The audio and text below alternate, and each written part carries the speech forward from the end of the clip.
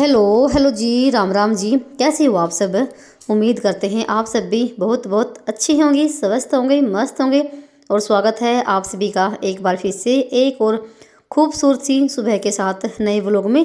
तो टाइम अभी हो गया है, सुबह के 4 बज गए हैं और दिन है शुक्रवार का और तारीख है 21 नवंबर। तो भाई मेरा उठने का टाइम यही होता है, तो मैं 4 सवा 4 4:30 बजे तक उठ जाती हूँ। चाहे गर्मी हो चाहे सर्दी हो, मुझे इस टाइम उठना बहुत ही अच्छा लगता है क्योंकि सबसे बेस्ट टाइम होता है। भले ही देखो सर्दियाँ आ गई हों और भाई वैसे तो सर्दी भाई बहुत ज़्यादा बढ़नी शुरू हो गई है।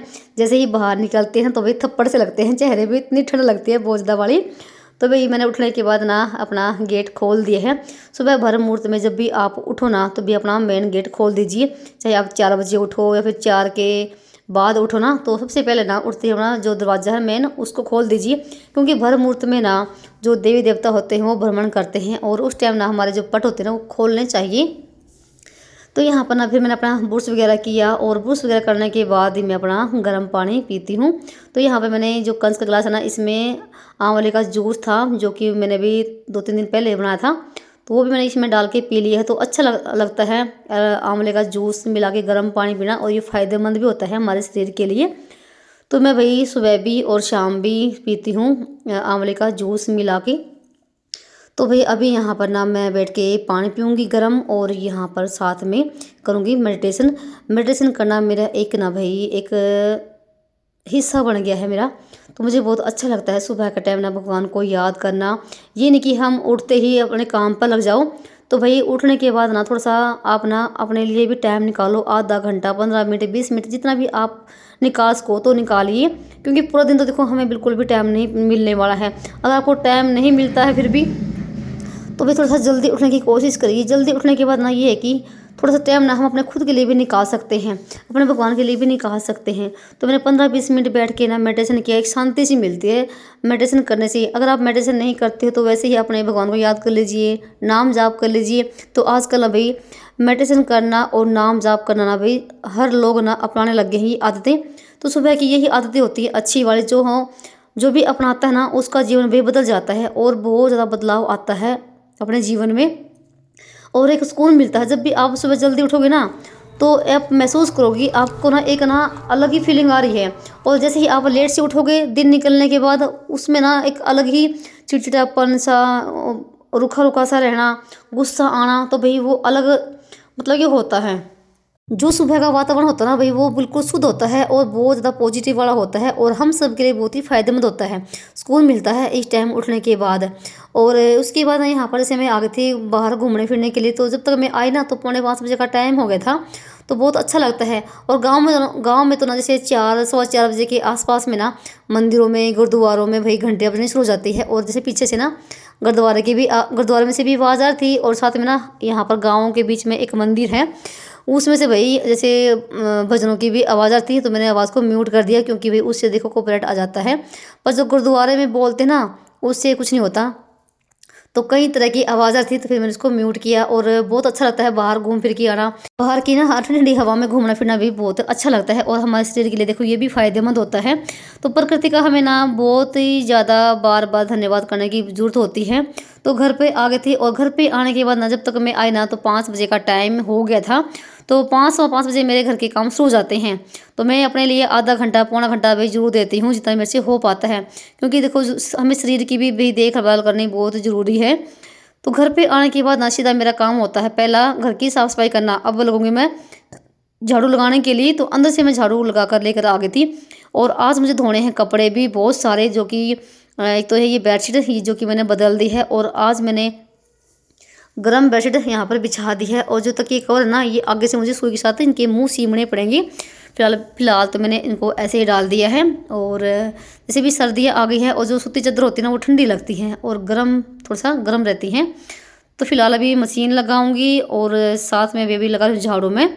और साथ में ही मैं साफ़ सफाई वाला भी काम करते जा रही हूँ। जहाँ पर भी मुझे डस्टिंग वगैरह दिखाई दे रही है तो मैं उसको भी साफ़ कर रही हूँ।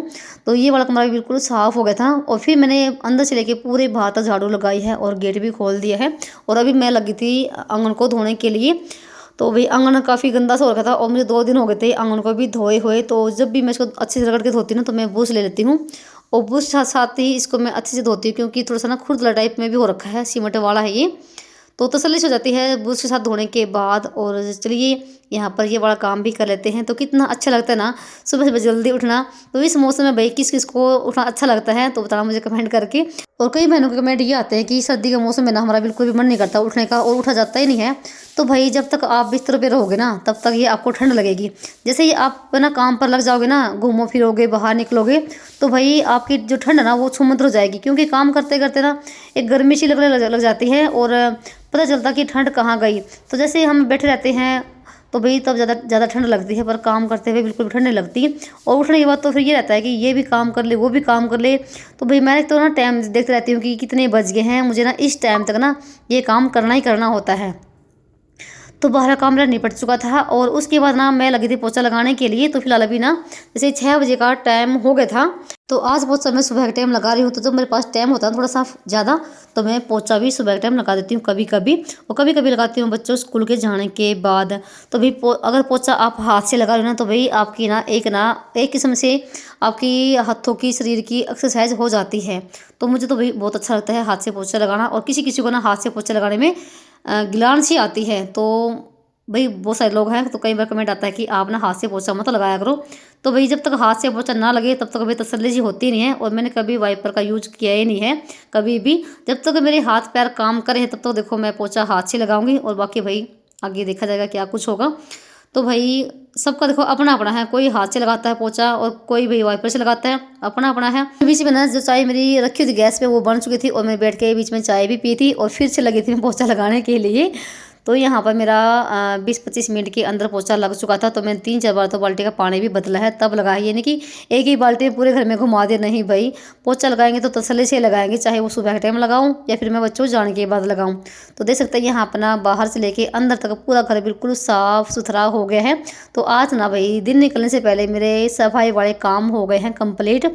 और यहाँ पर देखो रसोई बिल्कुल साफ़ हो गई है और मैंने यहाँ पर ना एक मैट डाल दी है। तो क्योंकि अब आजकल जैसे सर्दी का मौसम शुरू हो गया है तो फर्श ना बहुत ज़्यादा ठंडे लगते हैं और साथ में भाई टंकी का पानी भी बहुत ज़्यादा ठंडा लगता है। जितना भी हो सकता है तो ताज़ा पानी में काम करने की मैं कोशिश करती हूँ जो टुंटी आती हैं। तो भाई यहाँ पर ना घर बिल्कुल साफ़ सुथरा हो गया है और बच्चे भी अभी मेरे उठ गए हैं। उठ गए, गुड मॉर्निंग, उठ गया, नमस्ते नमस्ते, गुड मॉर्निंग। बाल कैसे हो रहे पड़े, जा मुझ पास कर ले, जा चलिए जा बगले चप्पल पहन ले। तो फिर उसके बाद ना मैं आ गई थी नहा धोकर, और नहाने के बाद ही मैं मंदिर में पोछा लगाती हूँ। और यहाँ पर लगा दिया है दिया बत्ती। और आज ना कुछ अजीब सा हो रखा था और मन ये हो रखा था कि मंदिर में से मैं उठूँ ना और यहीं पर मंदिर में भगवान के सामने बैठी रहूँ। और एक अलग सी कुछ ही बेचैनी सी हो रखी थी। तो कभी कभी ऐसा होता है ना। तो भाई मंदिर में पूजा करने के बाद अभी मैं जाऊंगी तुलसी में दिया लगाने के बाद। और एक मैंने जो थी ना ये अगरबत्ती यहाँ पर लगा दी है, तो इसकी खुशबू बहुत ही प्यारी लगती है और पूरे घर में इसकी खुशबू फैलती रहेगी। तो मैं मंदिर ऊपर भी मैं तुलसी में दिया लगाकर आ गई थी। तो भाई फिर उसके बाद ना टूंटी आ गई थी नहर वाली, तो मुझे धोने हैं भी कपड़े। तो पहले तो लगा देती हूँ मशीन, जब तक अपना बाकी काम करूँगी तब तक यहाँ पर ना मेरे कपड़े भी धुलते रहेंगे और साथ में टंकी भी भर जाएगी। तो भाई एक दिन में टंकी का पानी ना बहुत ज़्यादा खाली हो जाता है। और यहाँ पर ना जैसे मुझे बेडशीट भी धोनी है और साथ में ना एक कंबल का कवर भी धोना है, जो कि दूंगी लास्ट में। ये कपड़े धोने के बाद पानी दोबारा से डालूंगी मशीन में। तो मशीन लगाकर आ गई थी। और जैसे चलिए अब कर लेते हैं खाने की तैयारी। और खाने में बनेगी भैया अभी रोटी और साथ में हरा साग बनेगा। तो मैंने शाम के टाइम ना साग को चीर के और ऊपर आरी में रख दिया था उबलने के लिए। तो पूरी रात ना ये आरी में रखा रहा और ऊपर से मैंने ढक दिया था तिल्ली को तसले के साथ। और यहाँ पर भी मैं इसको लेकर आई हूँ ऊपर से। और साथ में इसका मैंने पानी निकालना है साग का। और अभी लगाऊंगी मैं इसमें आलन और इसको घमूंगी मैं। और मैं किससे घमती हूँ भाई, यहाँ पर ब्लेंडर मशीन से। और इससे अभी 2 मिनट लगती है और बहुत ही अच्छे से आपका साग ना घमा जाएगा। एक तो घमने का आता है लकड़ी वाला, तो वो मेरे पास नहीं है, पर ये इससे ना बिल्कुल 2 मिनट लगते हैं और आपका साग ना बिल्कुल मिक्स हो जाएगा। ये भी कि आपको बिल्कुल पतला करना है मेहंदी की तरह नहीं भाई, थोड़ा सा मतलब ना तो ज़्यादा पतला और ना ही ज़्यादा दरदरा सा। अच्छी सी। तो यहाँ पे मैंने बेसन बेसन का मैंने लगाया है आलन। तो अभी सर्दी का मौसम आ गया है तो बाजरे का आटा का भी लगा सकते हैं। तो फिलहाल अभी बाजरे का आटा नहीं आया है तो लगाती हूँ मैं बेसन का ही, और इसको घोल के और इसको ना फिर से ऊपर मैं अंगीठी पर रख के आऊँगी, उबलता रहेगा धीमी धीमी आँच पे, और फिर मैं इसे रोटी बनाऊँगी और बच्चे अपना स्कूल के लिए तैयार होते रहेंगे। तो ऊपर अंगीठी पे साग रख के आ गई थी, और यहाँ पर मैंने कर दी है छोंक की तैयारी। तो जीरा प्याज का तड़का लगा दिया है और इस साथ में छान लिया है आटा लगाऊंगी। और पहले तो मैं यहाँ पर ना कुंडी में हरी मिर्च कूट लेती हूँ साग के लिए। तो मैंने यहाँ पर ना खूब सारी हरी मिर्च डाल ली है। ये मत सोचना कि मैं इतनी सारी मिर्च डालूंगी, तो ये 2 दिन की मैं इकट्ठी कूट लेती हूँ, क्योंकि भाई हरी मिर्च को कूटना ना बहुत ज़्यादा मुश्किल है, क्योंकि छींटे बहुत लगते हैं हरी मिर्च को कूटने में। तो इसमें से 1 चम्मच भर के ऊपर साग में डाल के आऊँगी, तो ये ना उबलता रहेगा उसके साथ में। तो फिर उसके बाद ना यहाँ पर ना आधा घंटा हो गया था साग को उबलते हुए, और यहाँ पर मैंने लगा दिया है छोंक। तो सारा सामान मैं यहाँ पर लेकर आ गई रोटी बनाने का। तो रोटी अभी साथ में बनाऊँगी। तो साग भी हमारा बन चुका है। तो जैसे ना थोड़ा सा मेरे लिए काम आसान हो गया, जो कि मैंने साग को शाम के टाइम में चीर चार के रख दिया था उबलने के लिए। अगर साग को अभी चीरती और बनाती तो भाई काफ़ी टाइम लगता है साग को बनाने में। ये नहीं कि जैसे हम सब्ज़ी बनाते हैं आम सब्ज़ी किसी चीज़ की भी, वो थोड़ी जल्दी बन जाती है, पर साग को बनाने में थोड़ा टाइम लगता है। पर जब बनता है ना भाई, वाह क्या बात है, बहुत ज़्यादा टेस्टी बनता है।